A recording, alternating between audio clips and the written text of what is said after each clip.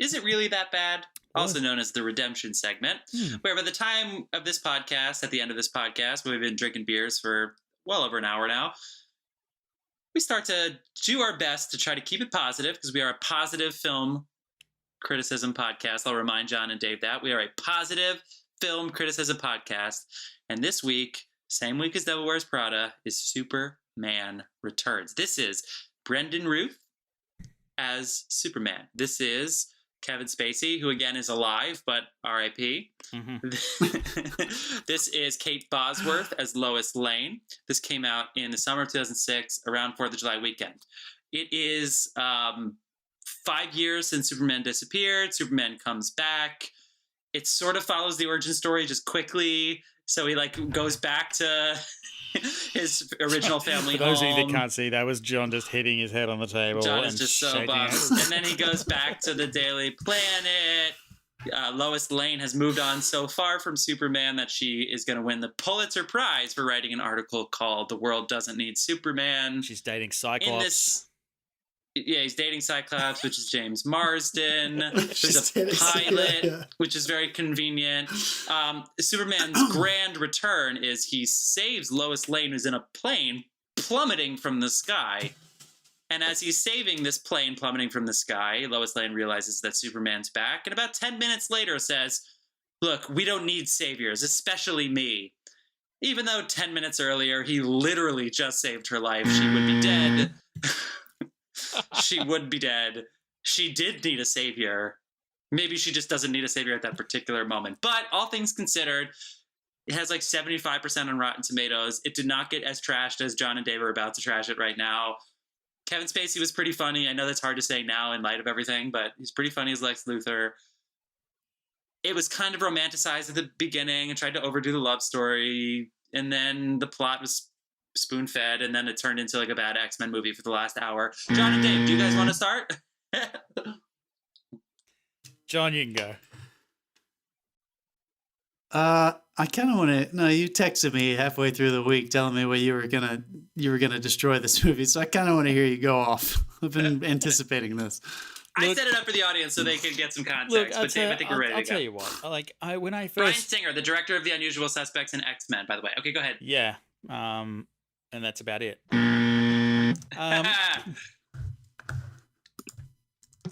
I went and saw this movie with so much hope, and I know a lot of people like to flog DC movies to death, but I enjoyed this movie up to a point. Brandon Ruth, he came in so sincere. Clark Kent was awesome. I felt he was really good at the Clark Kent stuff. There were certain sections I really dug with, I felt there's a sequence where Lois sneaks onto Lex Luthor's boat, and I felt it was a brilliant directing and writing choice. Lex just walks out brushing his teeth, and it's a side of Lex Luthor you've never seen before, and he's got his toothbrush in his mouth. He's like, "Lois," and then proceeds to take a prisoner. But I feel like that it really introduced a nice human side to Lex that made his turn later bad. The plane sequence was awesome. I would compare that to the pod racing sequence in Star Wars Episode 1. That's the whole movie. Yeah. I think Lex was being so kind in that sequence because he forgot to have a security detail on his boat that was trying to take over the world with the most precious minerals in the whole planet. Why didn't she just walk onto this boat? Not minerals, Jeff. So, all right. Crystals. So, Crystals. The introduction of a potential Superboy. Because it does turn out that Lois has a kid, and he may or may not have superpowers. I was willing to go with them. But then Superman just turns into this stalky motherfucker hanging outside their house. The man doesn't talk. And that's when this goes off the rails. They don't talk. Superman is supposed to be, strong and fast and smart. And I feel like they left it out of this character. They left the smart out. The ending. I agree. Hang on. The ending is very, very similar to the plot of Superman the movie. It's Lex Luthor trying to influence demand for real estate by altering the planet. They ripped off Superman the movie's plotline, or Lex's thing from that. I'll give him that. They put a nice twist on it where he's generating new, Earth in the middle of the ocean. But then we get to the thing I can't forgive. And this is right up there with the bridge sequence in X-Men 3, which was a fucking travesty. What is really it? terrible movie, X-Men 3. Yeah, it's a bad one. Superman is heading out to fight Lex Luthor. Lex Luthor's generated this kryptonite-laden piece of Earth. Superman lands on this piece of Earth and immediately crumbles to the ground. Lex Luthor and his men kick the shit out of Superman because he's immediately lost his powers. He's a human. He's done. He's getting the shit kicked out of him. Okay, cool. He then proceeds to fly up into the clouds. Yeah. Have some sun hit him. Come back down. Pick up the entire fucking piece of Earth and fly it up into space and throw it into the sun. Now, I'm sorry. The fucking kryptonite is touching him. You've broken your own rules. You set up a rule where he lands on this piece of Earth that isn't even kryptonite. It just has kryptonite in it. And he can't do a single thing. He gets the shit kicked out of him. But suddenly, with a little bit of sunshine, and I'm sorry, he was flying through sunshine to get there, he's picked up an entire chunk of the planet with kryptonite physically touching his fucking hand and thrown it into space. It's ridiculous. It breaks their own rules. It's bullshit. Their rules. It breaks rules. People know that it really is. I cannot get past it. And Superman powers who have never seen Superman before. Everything else was okay and was bearable, and I was willing to go with them on. But I'm sorry, you broke your own damn rules that you set up in the first place. Unforgivable. John. Damn. Yeah, dude. I'm going to echo that big time. Just for the superpowers and the super thing, like that is, it's a good lesson though, you guys, as our audience. Maybe you'll start thinking a little more consciously when you're watching films about the actual, like the way these things are structured. There were probably just a couple things that they needed to add in to justify him being hurt by the kryptonite when he was lifting that ridiculous continent out of the Earth, which is, I'll bitch about that in just a second. The crystals were coming down. The crystals of kryptonite were coming down. All they had to do was pierce him or touch him, or he had to wince or start crying or sweat, anything to give us some kind of justification for the fact that he was apparently struggling, because right after that, he falls to Earth. The last 20 minutes of this movie are fucking garbage. This whole epilogue after he fucking... I'm not even drinking, motherfucker. You can buzz me all you want. That's not even a criticism. That's just a goddamn fact. Respect the buzzer. All right. Respect the buzzer. So the last 40 minutes of this movie is like no dialogue, which I don't mind. I don't Considering mind the dialogue that silence came in before movies. it, yeah. I don't mind silence in storytelling in cinema. I think it can be some of the most amazing parts of movies is when you don't need to talk. You can just show me. But when the relationships are so weak, when there is no justification for the emotional relationships between characters, or even just a character and the audience, and then you choose not to talk, it kind of feels like you're afraid to talk. So I'm not judging him for his performance. I'm not putting it all on his, but they obviously went with an actor that looked like Christopher Reeves that was not a really good actor. He's not a terrible actor. He's just not good. He's not really good. He's not a super compelling actor. So when you watch him in his scenes, you're right, Dave, the stalker thing. What does he say? Like, he echoes it at the end of the movie, too. I'll always be around. I'll always be around. First of all, it's weird. Creepy. Yeah. First of all, creepy. Clark Kent was way better than Superman. And it's honestly, yeah, you're right, man. It's really not that bad. It is fine. As being somebody who, like, owns the fact that he's kind of, like, on the side. I laughed a couple times. There's some decent moments.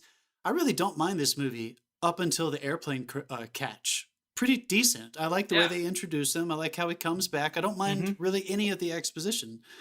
But after that airplane catch, it really falls apart. And I don't even get that angry. Like, I know I was just complaining about it. It doesn't really make me that angry. Anyone who may be listening to our podcast might remember when we were talking about The Dark Knight, I expressed, and this movie made me feel even stronger about it. I think there is an internal flaw in the character of Superman that they literally gave him one flaw, and it's an external device. So this is a character in storytelling that has no internal obstacles. That just doesn't fucking work. It doesn't work. Yeah. Well, they did it. There's I mean, something they about the overdid character the of romantic Superman. thing so much. Like this, like kind of this sort of like star-crossed lover thing that they gave him in this, that they really overdid. Like in Spider-Man, the romanticism of like the Tobey Maguire Spider-Man, which was a little bit before this, that like romantic element of him and Mary Jane works Until he started dancing. Until he started, sure. But in this, it was even the music. It was just so overly romanticized that when the switch happened, which is I guess you can call it the terrorist attack, then it just went dark. It just immediately everything tonally that was set up beforehand didn't matter anymore. And I almost didn't mind it because the romantic stuff wasn't working for us anyway. Because it was turning into, it wasn't even an origin story, because I thought the whole point of it being 5 years later was for them to say, let's not waste time with the origin story. We're going to draw on the Christopher Reeves film. This very much tried to draw on the Christopher Reeves film, but that was supposed to be, I mean, they even took Marlon Brando's footage and his sound. Like, obviously it was supposed to be, it's I don't know, maybe it's supposed to be 5 years after Christopher Reeves' death. It's not the first time they've done that. Pulled movies, like scenes from another Superman movie to make a sequel. Right. Yeah. And so move on. Come up with something new. But if we spend half the movie trying to rekindle this old flame that, by the way, we didn't actually witness because these are new people, and I thought this was going to be a new story. So that got really bogged down. And then, so what really bothered me in this movie, and maybe this is a little too specific, is I didn't hate it because the filmmaking was really, really good. A lot of the effects were cool, especially considering 2006. I mean, 15 years later in IMAX and stuff. Like, I wonder how some of that hold on, stuff. just to clarify, I'm going to put you in a corner for a second because I agree with you. You're talking about the action sequences, right? Nobody puts Baby in a corner.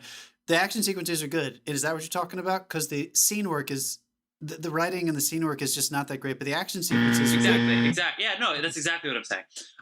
And so. So they decide here to have Lois try to. She's the only one at the newspaper that is investigating anything that's going to lead to Lex Luthor, right? The blackout that happens because it's all. If you haven't seen the movie, everybody else is chasing Superman returning, right? The movie's called Superman Returns, and all of the newspapers, it's all about Superman Returns. And because she has the history, Lois Lane has the history with Superman, they try to get her to write all the stories about it, but she thinks the break-in at the museum, where Lex Luthor steals kryptonite, and the blackout are connected, and she wants to chase those stories, but because she's just a woman who had a thing with Superman, sexism in the workplace, going back to Devil Wears Prada, and she has to do that on her own. But the thing is, they don't give her enough time with all this romantic shit she has to do with Superman, which she's supposed to be fighting against it in the workplace anyway. So now here she is. She's like, stop. I'm just like the woman, whatever. But to the story, that's what she is. She's just the Superman interest to get him compelled to be there. And then she doesn't have time to investigate Lex Luthor. So Dave, you were talking about the boat sequence before, which you're right. There was no security. She walks onto the boat. They don't even tie her up or anything. And then they do one of the most annoying things in any movie. One of the most annoying things in any movie. Whenever you are trying to discover the bit of information, when you as the audience, you're one step ahead of the character, you're trying to watch them uncover all of the truths. You're trying to watch them figure out what's happening. And we just don't have fucking time. So Kevin Spacey just tells her. He just monologues. He has no reason to tell her any of that. The reason I haven't buzzed what were you gonna say? The reason I haven't buzzed you is because the villain monologue is definitely a superhero trope. I know it's a superhero trope, but she didn't earn it. The writers didn't earn it, and we as the audience didn't earn it yet. We didn't have to struggle for it. Yeah, no, but we didn't. You're right, but I still had to buzz you. So sometimes I just want to ask filmmakers, because these are. I did a Dark Knight Rises rant about something similar, which is just like, why did you do this? You have to know you're copping out. Even Kitty, who is Parker Posey, who is on Lex Luthor's team, didn't even know.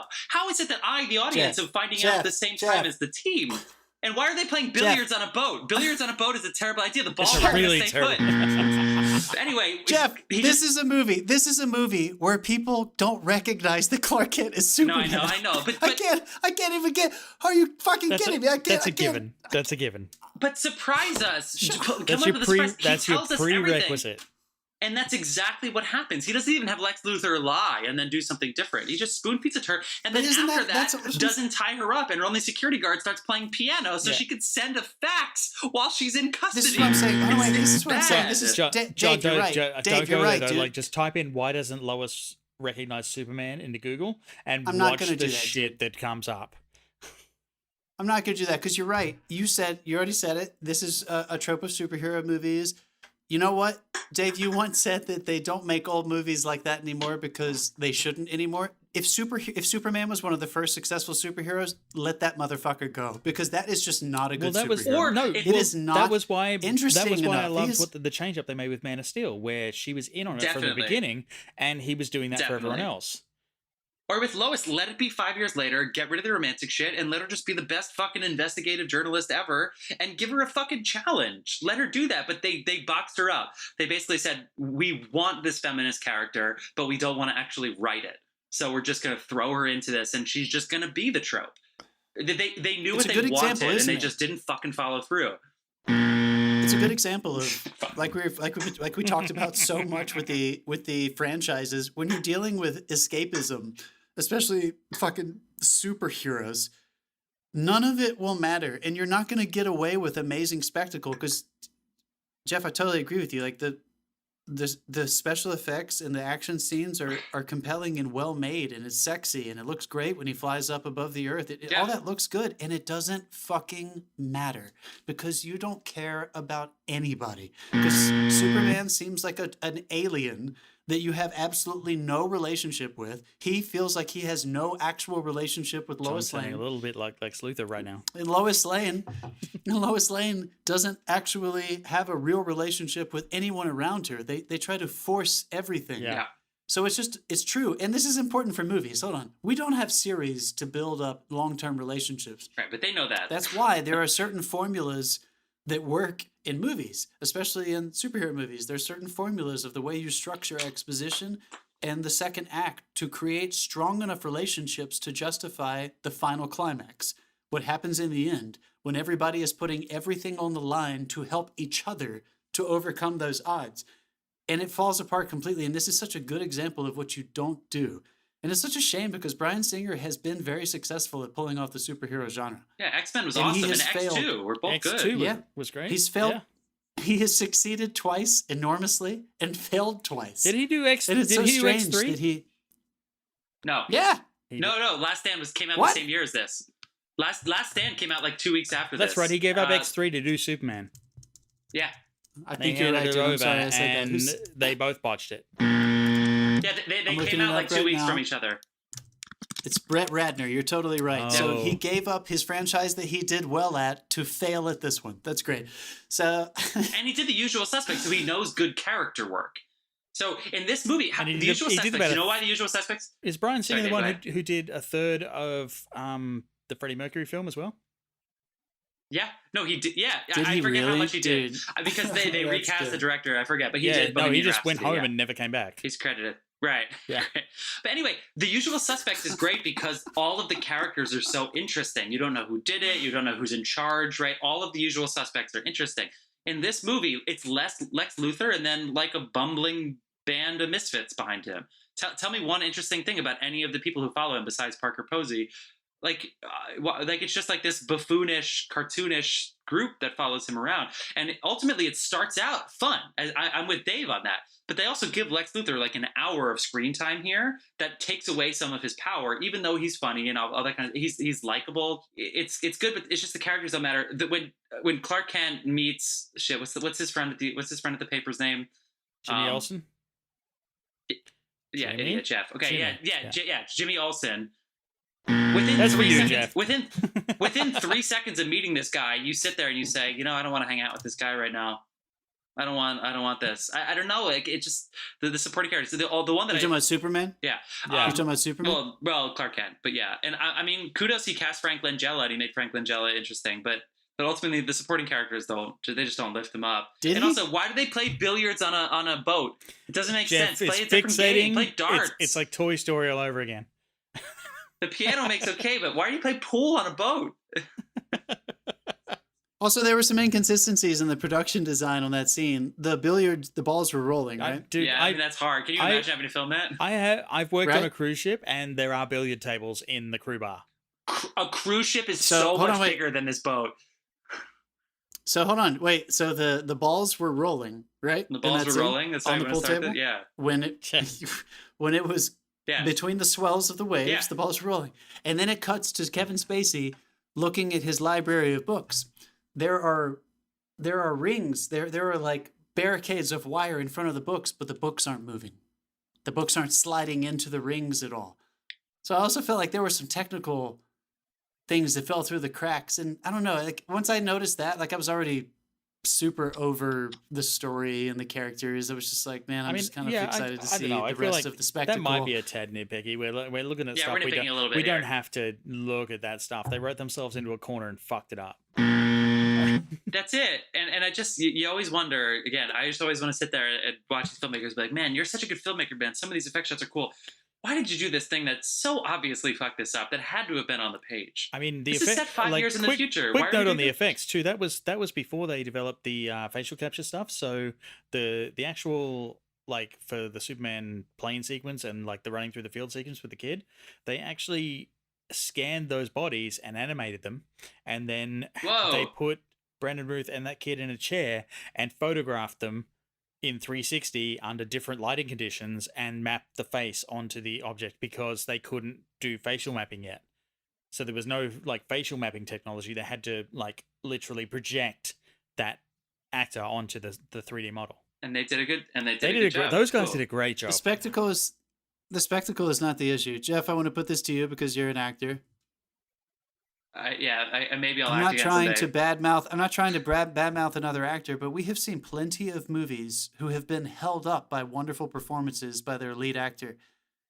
Are we going to say what this actually is? Has this movie mostly failed because nobody gives a fuck about the guy who plays Superman? I still think the actual I still think the script on the page is.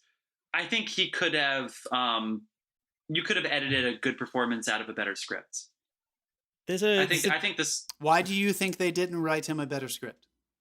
You really think that was the final script? There's a technique that Blake Snyder uses called "Save the Cat." He wasn't improvising, and it's in a screenwriting lecture that he gives, and it's like have your character save the cat in the beginning of the movie, and it endears the character. It gives the character somewhere positive to go. Like it makes you empathize with the character. And I feel like no one empathized with Superman at all. Once he got creepy, we were like, oh, I'm out. You know what's funny? They made him a teenager.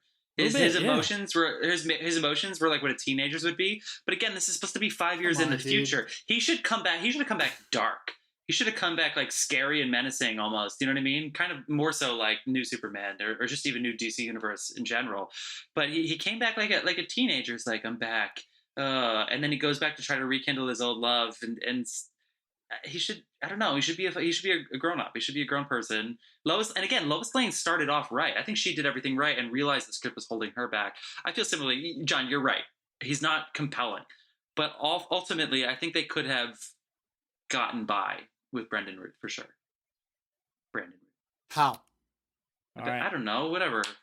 So we're just by making the movie better. You think a different script would have saved that? Because I know what you mean. Yeah, I think a different ending would have saved that. Yeah. I don't know. The nostalgic thing. It was like they were trying to recreate the Christopher Reeves thing. They definitely were. They were. And it's that's not something. But that's not possible. No, it's not. That's something you should never do because no one can do that like Christopher Reeve. That man owned it. Yeah. So they fell into the trap. So I don't want to sound like I'm just picking on this actor. It was the miscasting. It was the misconception. There were a lot of things that went against it, but it certainly doesn't help that the person they landed on, thinking we're going to try to recreate the exact same thing, was not. He was not nearly as likable or compelling as Christopher Reeve. Definitely, that was an obstacle. That's an obstacle for sure. I don't know. He's Superman. Like, if you don't want to watch the guy who's played Superman and you're more interested in the CGI versions of him than you are in the scene work, then it doesn't really matter, does it? Correct. Yeah. And that's, no, you're right. And that's Superman I guess Returns. Watch this movie. Give it a watch. I guess go watch it. Are we recommending people to watch it or not? No, we're not. No, I mean, we tried to redeem this movie. Skip that. I know we're positive film criticism. Was it really that bad? Yes, it was. Yes, it was. It was really that bad. Yeah. It was not good. I'm glad my friends made me watch Devil Wears Prada over Superman Returns. It's come full Yeah, circle. I'm full glad they circle. talked me into it.